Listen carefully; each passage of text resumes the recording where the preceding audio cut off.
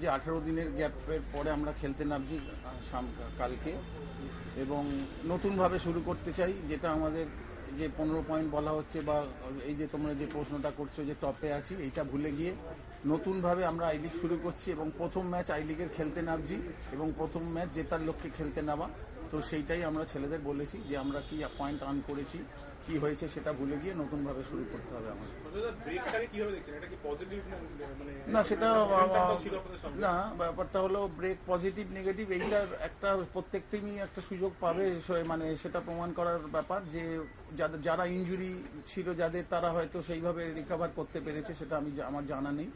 আমাদের পক্ষে ঠিক আছে, আমাদের পক্ষেও একটা ব্রেক দরকার ছিল, কারণ আমাদের মোহনবাগান টিমের প্র্যাকটিস জুন মাস থেকে শুরু হয়েছে এবং আমি দায়িত্ব নেবার পর থেকে 12 ডিসেম্বর থেকে আমরা টানা প্র্যাকটিস করে গেছি। তো এই ব্রেকটা মোটামুটি সকলেই কাজে লাগাবে এবং আমরাও নিজেদেরকে আরও বেশি মানে শুদ্ধ এবং ভুলভ্রান্তিটা শোধরাবার চেষ্টা করেছি।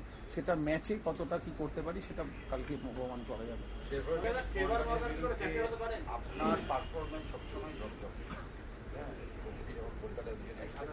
এটা কি আপনার এবং আপনার টিমের কাছে এটা একটা অ্যাডভান্টেজ? না, আমি ওইভাবে কখনো দেখি না যে ট্রেভার জেমস মর্গ্যান বা অন্যান্য কোচের এগেনস্টে কি, এগুলো অতীতের ব্যাপার।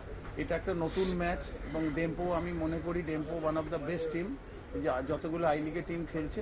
হয়তো তাদের ইনজুরিজ আছে এবং তাদের অনেক নাম্বার অফ কোয়ালিটি প্লেয়ার্স আছে এবং তারা একটা ট্র্যাডিশনাল ভালো ফুটবল খেলে, পজিশনাল ফুটবল খেলে, উইং থেকে এবং মিডফিল্ড থেকে ওরা আক্রমণটাকে সানায়। তো সুতরাং এটা কোনো ব্যক্তিগত কোনো ব্যক্তির এগেনস্টে খেলা নয় বা ব্যক্তির এগেনস্টে কৃতিত্বর ব্যাপার না এটা, এবং আমি কি করেছি ওইগুলো নিয়ে আমি কখনো মনে করি না। এটা একটা নতুন ম্যাচ, ডেম্পোর এগেনস্টে আমরা খেলতে যাচ্ছি এবং যে দুটো পয়েন্ট আমরা গত লাস্ট ম্যাচটায় ফেলে এসেছি সেইটা যাতে রিকভার করা যায়, অর্থাৎ আমরা 3 পয়েন্টের লক্ষ্যে খেলবো এবং সেটা প্লেয়ারদের উপর নির্ভর করছে কতটা তারা কিভাবে সেটা আদায় করতে পারে।